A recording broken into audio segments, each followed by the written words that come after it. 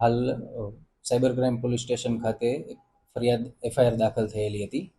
જેમાં માનનીય સીપી સાહેબ તથા અધિક સીપી સાહેબ રાજકોટ શહેરનાઓની સૂચના હતી કે આરોપીઓને તાત્કાલિક પકડવામાં આવે, જે અંતર્ગત ડીસીપી ક્રાઇમ સાહેબ પાર્થરાજસિંહ ગોયલ સાહેબ તથા સાયબર ક્રાઇમ પોલીસ સ્ટેશનની પીઆઈ હેઠળ એક ટીમ બનાવવામાં આવી હતી. અને આ ટીમ જણકાટ સાહેબ પીઆઈ જણકાટની ટીમ આ આરોપીને શોધમાં હતી. એ દરમિયાન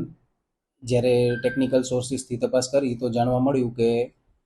આ ફરિયાદમાં આરોપીએ એલેક્સી નાદિયા નામનું એક ફેસબુક આઈડી બનાવેલું હતું, અને જેના દ્વારા તેને ફરિયાદીનો કોન્ટેક્ટ કરી અને વિદેશમાં બિયારણ એક્સપોર્ટ કરવાની લાલચ આપી અને ફરિયાદી સાથે અલગ અલગ વોટ્સએપ નંબર તથા અલગ અલગ ઈમેલ આઈડીના માધ્યમથી કોન્ટેક્ટ કરી અને વિવિધ ખાતાઓમાં રૂપિયા નખાવેલા હતા, જેમાં કુલ રકમ 31,48,900નો ફ્રોડ થયેલ હતો. આના અંતર્ગત આરોપીએ એલેક્સી નાદિયા નામનું એક ફેસબુક આઈડી બનાવેલું હતું અને તેના દ્વારા ફરિયાદીનો કોન્ટેક્ટ કર્યો હતો અને તેના સાથે વાતચીત કરી હતી, જેમાં તેને ફરિયાદીને લાલચ આપી હતી કે વિદેશમાં બિયારણ એક્સપોર્ટ કરવાનું હોય, જેની જવાબદારી ઇન્ડિયા લેવલ પર મને સોંપાઈ હોય અને એમાં તમને પણ કમિશન મળશે. તો આ રીતે એમના સાથે વાતચીત કરી અને અલગ અલગ વોટ્સએપ નંબર તથા બીજા આઈડી થ્રુ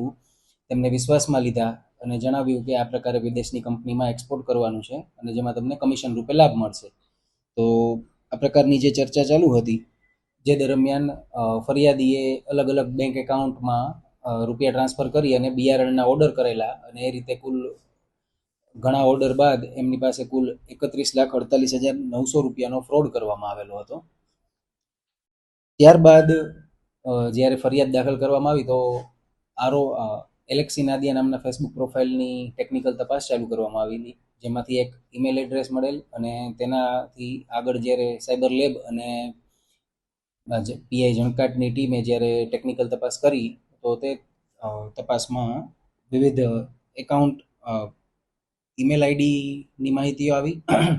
તથા મોબાઈલ નંબરની માહિતી આવી, જેના પરથી લોકેશન ટ્રેક કરવામાં આવ્યું તો આરોપીનું લોકેશન દિલ્હીનું આવતું હતું, જેથી અહીંયાથી એક ટીમ પીઆઈ જણકાટ સાથે એક ટીમ રવાના કરવામાં આવી અને ત્યાં તપાસ કરતા ટેકનિકલ અને હ્યુમન ઇન્ટેલિજન્સનો ઉપયોગ કરી અને આરોપીને અટક કરવામાં આવેલો હતો. અને આરોપીનું નામ છે ઓકાફોર કિંગ્સલે ન્વેકે, જે મૂળ નાઇજીરિયાનો નિવાસી છે અને 38 વર્ષનો છે. તેની અટક કરી અને હાલ એને પોલીસ કસ્ટડીમાં રાખેલ છે અને એમાં ગુનો બીએનએસ કલમ 316(2) અને 318(4) તથા આઈટી એક્ટ 66D હેઠળ દાખલ કરવામાં આવેલ છે. હાલ એ મુદ્દાની તપાસ ચાલુ છે. પોલીસ ટીમ અત્યારે તેના પાસેથી કબજે લીધેલ તમામ